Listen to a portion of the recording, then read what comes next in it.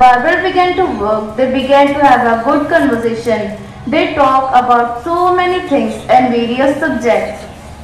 When they eventually touched on the subject of God, the barber said, I don't believe that God exists. What do you say that? Well, you just have to go out into streets to realize that God doesn't exist. If God exists, would there be so many sick people? Would there be abandoned children? If God exists, there would be neither suffering nor pain. I can't imagine a loving God who allows all of these things. The customer thought for a moment but didn't respond because he didn't want to start an argument. The barber finished his job and the customer left the shop. In return, he saw a homeless man in the street with long, stringy, dirty hair and an untrimmed beard. He looked dirty and unkempt. The customer turned back, entered the barber shop again and told the barber, You know what? Barber doesn't exist.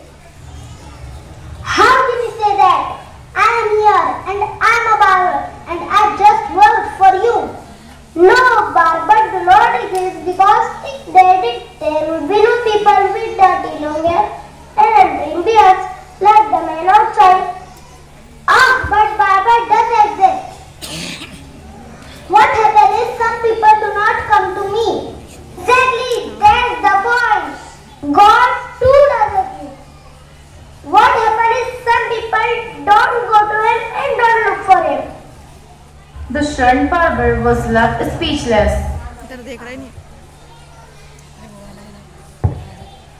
Moral of the skit: the Almighty has said in the Quran. Moral of the skit: the Almighty has said in the Quran.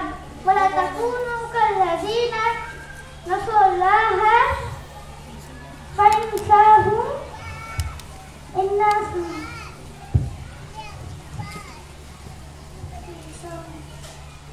أُولَئِكَ هُمُ